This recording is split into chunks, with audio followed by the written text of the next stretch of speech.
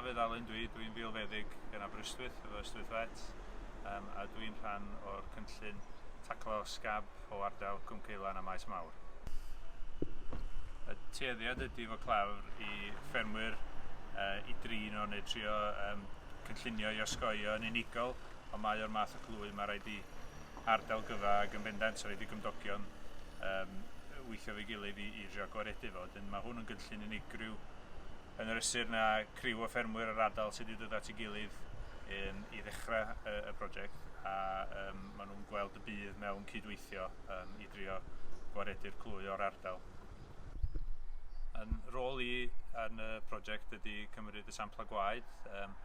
Prawf gwaed da ni ddefnyddio i chwilio am scab neu chwilio am dystiolaeth bod scab wedi bod yna, y prawf ELISA. Mae'n gallu pigo scab i fyny yn gynharach na mae anifel yn dangos y clafr pan maen nhw wedi bigo fo fyny. Chi'n gallu bigo fo fyny ar ôl pythefnos ar y prawf gwaed. Mae'n gallu cymryd fis neu fwy i ddafod dechrau crafu ar ôl pigo'r clafr. Felly mae rhywun gallu bigo fo'n gynt. Mae hefyd yn neud hi'n haws bigo fo fyny yn yr ystyr sampl gwaed ydy o yn hytrach na gorau edrych lawr microscop. Mae'n gallu bod yn hawdd methu clafr drwy edrych amdano fo yn y dull yna, lle mae cymryd gwaed yn amlwg mae'r canlyniad yn ddu neu gwyn wedyn os ydy'r clafr wedi bod yna i beidio. Deud i mi Hew, be as dysgogi di i ymuno ar prosiect yma? I cael gwared o'r scab na'r rheswm mwyaf. I ddechrau off, doedd Seimon a fi at ein gilydd. Mae fe'n ffermio'n organic a dwi. Mae'n broblem efo ffermio organic, ti ddim fod defnyddio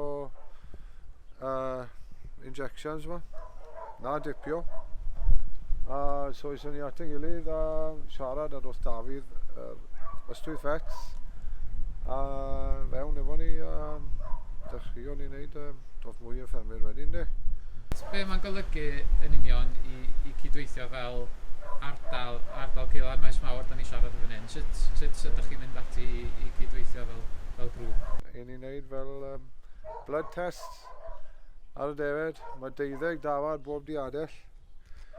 Wedyn ni'n trio wylio mas le mae'r broblem wrth wneud profion gwaed yma.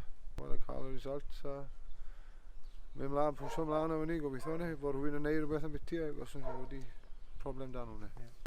Gyston ni gynnydd o'r organic i wneud i dipio. Gyston ni dipio contractor na fewn nôl yn cyn troi hyrfod yn mis Hydref. Job dda. Pitis y pawb yn neud yr un pryd. Lot dim ond yn injecto. A mae'r problem efo'r injections, maen nhw'n cael resistance. A nhw ddim yn gweithio. So, dipio yw'r job orau.